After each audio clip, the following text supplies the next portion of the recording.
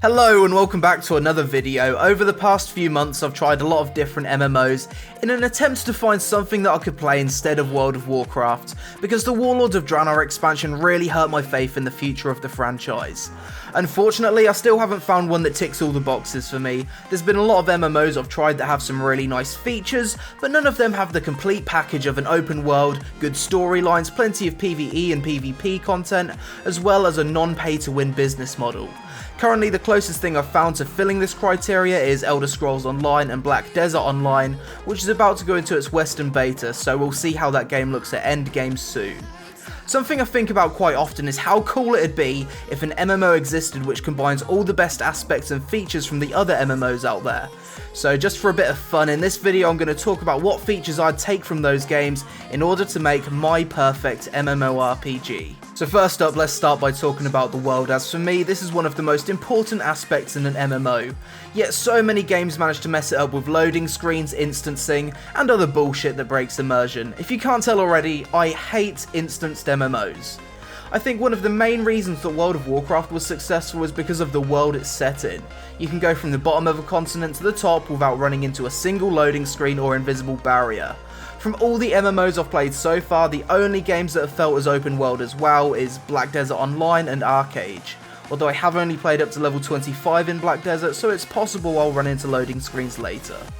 So in terms of the world, I think it'd be ideal to have something the size of Azeroth, but with the graphical fidelity of Black Desert and the ocean exploration which Archeage offers. Of course, designing such a world would be no easy task, and I'm not even sure if it'd be possible. Next up, let's talk about combat. During the MMO boom of the mid-2000s, we saw a lot of MMOs adopt the same tab targeting style that World of Warcraft and older games such as EverQuest have.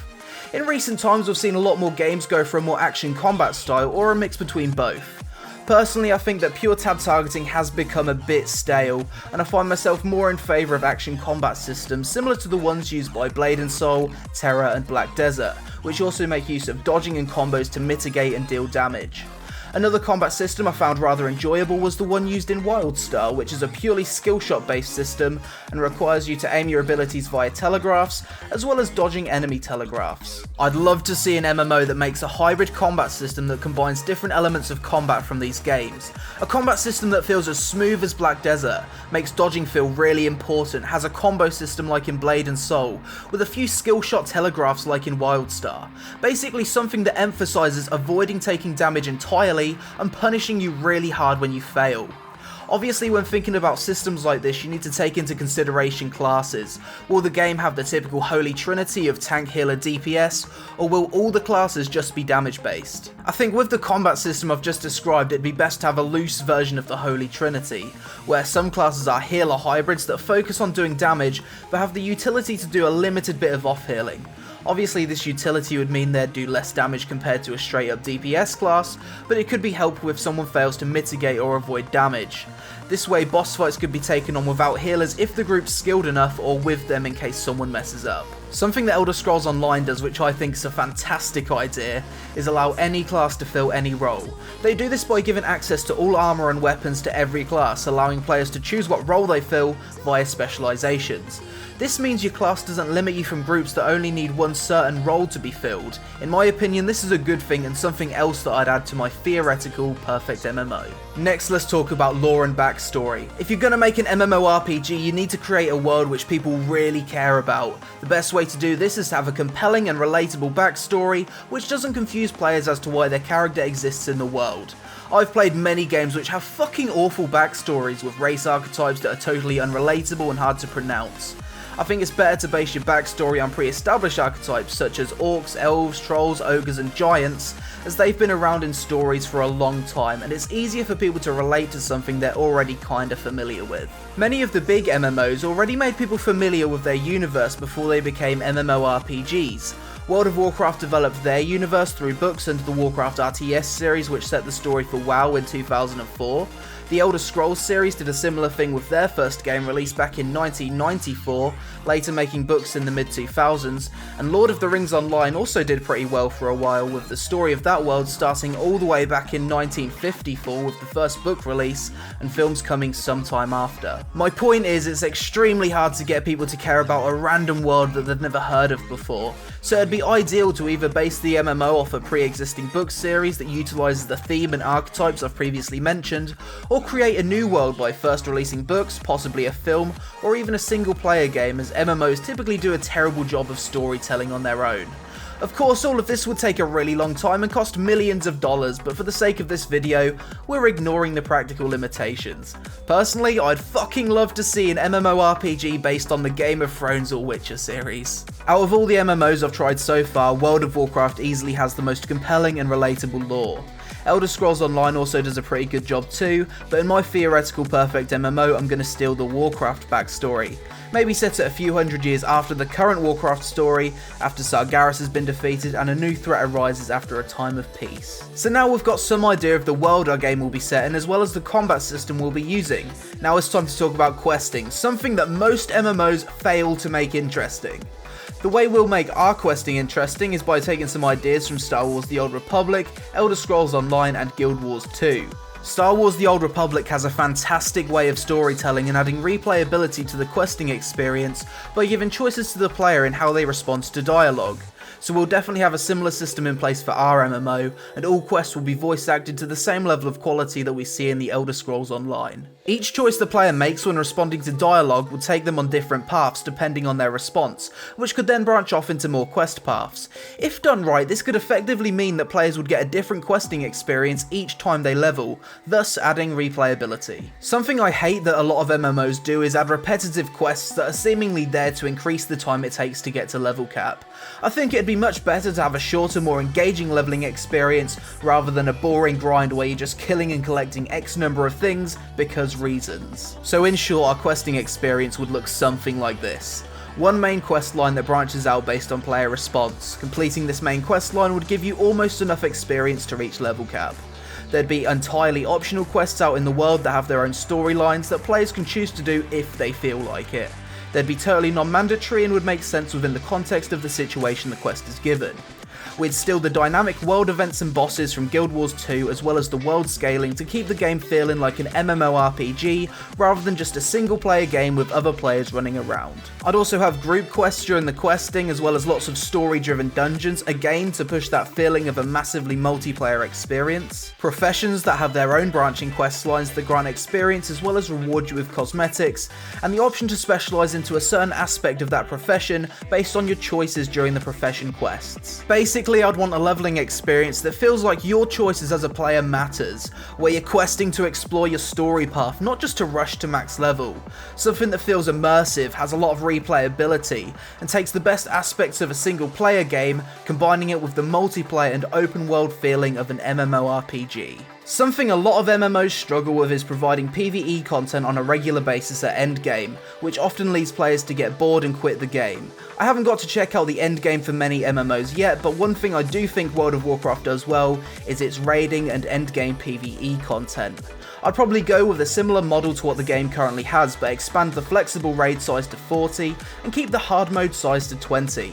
Since this is my ideal MMO, I'd remove the idea of easy mode raiding entirely, and there'd be no automatic group finder for raids at all, but instead it'd be something similar to the pre-made group finder that WoW currently has. Since I mentioned earlier that we'll be able to explore the ocean similar to Archeage, I definitely want to add huge sea monsters similar to the Leviathan and Kraken, that swim around the ocean and require a massive group of about 100 players on different boats to take down. These monsters would be incredibly hard and would have the chance of dropping a legendary item. In general, something I want to see from MMO PvE endgame is truly huge monsters that feel epic to fight and require a small army of players to take down.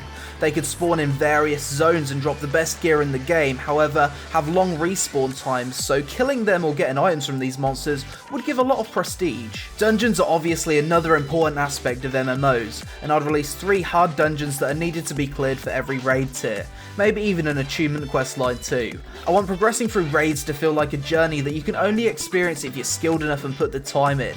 similar to how raid progression worked in World of Warcraft's Burning Crusade expansion. In terms of mechanics, bosses would have a lot of avoidable damage that players would have to dodge or block. Failing these mechanics would either result in being one hit or taken to very low health. This way I can imagine each fight being like learning a dance. Guilds would have to study bosses' attack patterns and act accordingly depending on the phase. Learning these fights would be a case of trial and error. For endgame PvP, there's a lot of things I'd steal from various MMOs. I'd take the large scale world vs world battles from Guild Wars 2 and combine it with Elder Scrolls Online's Warzone feature known as Cyrodiil for large scale zone wide PvP. I'd take Battlegrounds from World of Warcraft and add Hutzball from Star Wars The Old Republic, as well as throwing in a team deathmatch option.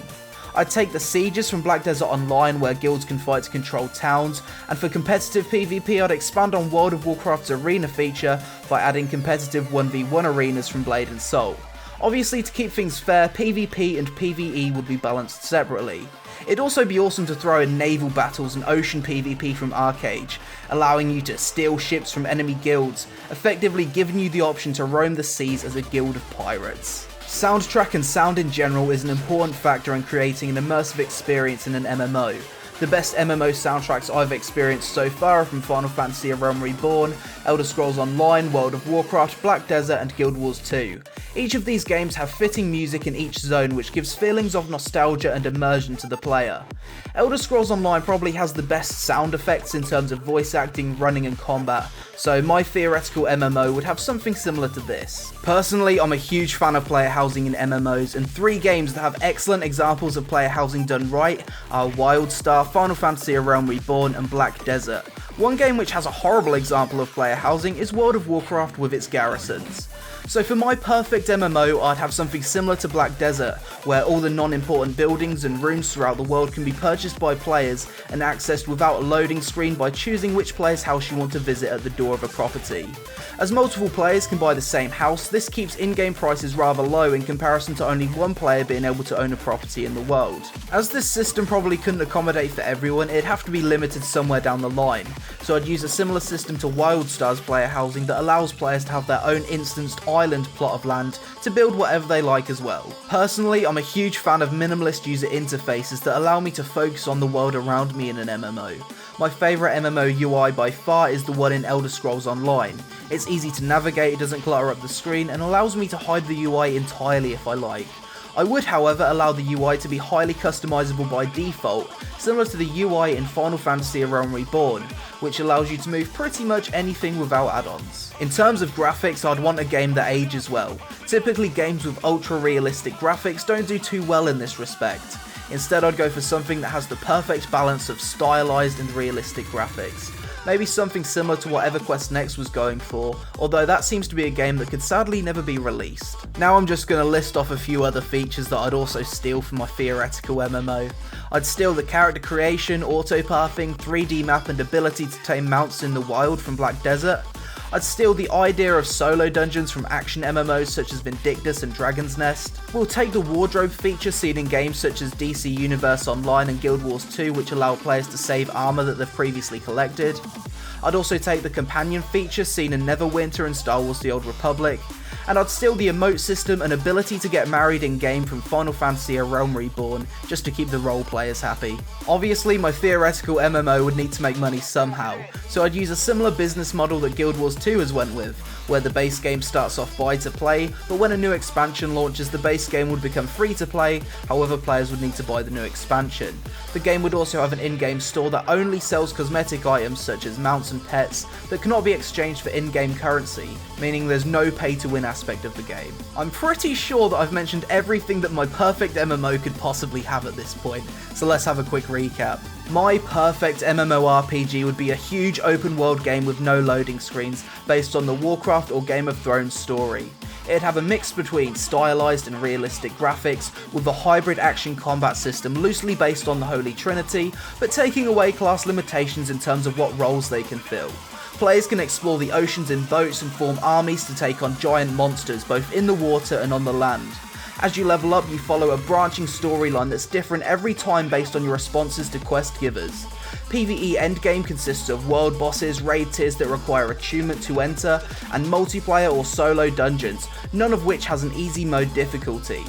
PvP endgame consists of zone-wide world vs world PvP, ocean warfare, battlegrounds with many different game types, guild vs guild sieges to control towns, and competitive arenas that allow 1 vs 1, 2 vs 2, 3 vs 3, and 5 vs 5 ladders. Role players can enjoy the game by building player or guild housing either in an existing building in the world or their own private phased island.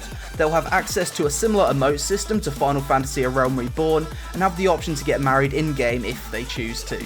The game will have great sound effects and professionally produced soundtrack for each zone, as well as a minimalist yet highly customizable user interface. Character customization will be as comprehensive as Black Desert, and you can also get companions to assist you whilst questing. I know it's highly unlikely that an MMORPG such as the one I've just described will ever exist. It'd take a hell of a lot of resources to make, and I'm not sure there's any game developers out there that'd even be capable of pulling it off. I just wanted to make this video as a fun thing to think about, so don't take it too seriously, as it's all just my personal opinion. Hope you enjoyed the video anyway, guys. If you did, please give it a like, as it always helps, and maybe tell me what your perfect MMO would be in the comments below. You take it easy, and I'll see you again really soon. We're going to see if we can safely make our way down. Okay, displace the beast off cooldown. Jumper! Oh my god! So fucking high up! We are so high! We are so high!